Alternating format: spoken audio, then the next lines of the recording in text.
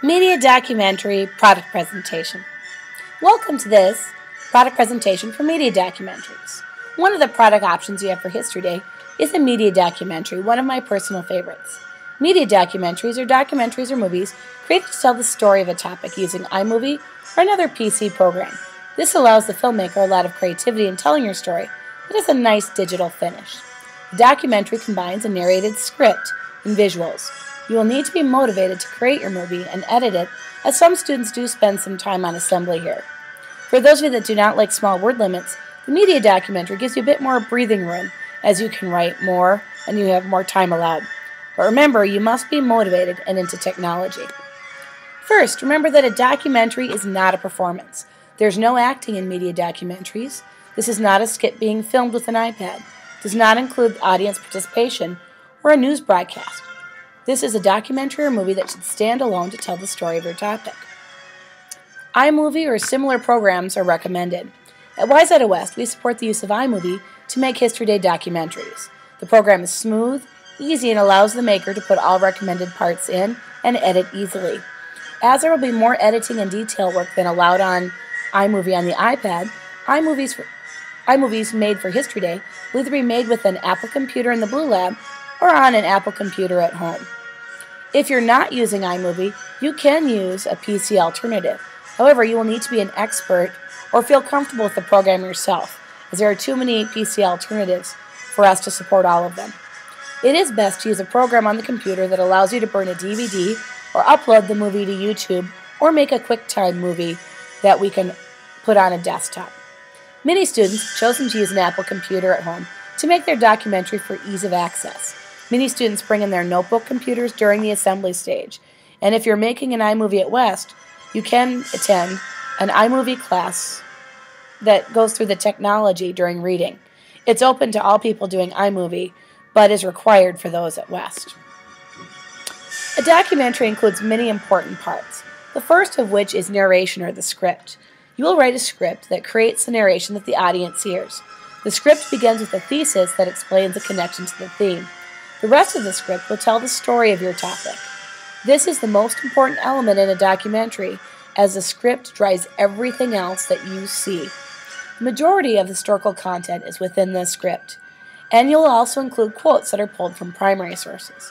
These quotes will be tagged correctly, as we've done it many times in class already, and you are experts. You will identify the speaker, include a title if available, add a description, and a date. The next most important element that you'll have in there are still pictures and images. To make the documentary interesting, you will include some still images for the viewer. The still images should match the script and help the viewer see what you're talking about. You will need a lot of these, at least 75. However, with a Google search, it's much easier than ever before to find enough pictures pretty easily. When adding visuals, you will want to use a variety of images. For example, it's nice to include documents, photographs, maps within your stills to keep it interesting, and naturally, you have a good sense of what kind of visuals to use. You can use some effects on these images like Ken Burns to create movement and focus when using these. We will teach you how to do this in the tech class. Video clips is another important element to a documentary. It adds movement and interest to your documentary. Video clips can be taken from film footage like newsreels or movie shorts. It can be taken from interviews with experts or interviews with people who were involved with your topic, or you can take film footage from other documentaries. They should be chosen because they match your script and help enhance it. For example, you can use clips from a Dust Bowl survivor when talking about Dorothea Lange and her leadership in shining a light on the problems suffered by migrant farmers. Or you could use film footage from the Dust Bowl documentary by PBS. Another important element to add to your documentary is other audio. Other audio adds interest to the movie. For example, music from the time period, speech segments, or music that fits the mood of your movie can be used. This is an interesting way to add in quotes. For example, one could play a segment of "Over There" to let the viewer know that U.S. troops have arrived in France in World War I. Oftentimes, music is the icing on the documentary, as it can create a mood or help the viewer join in the time period. Finally, you'll add some interesting finishing touches to the movie with graphics.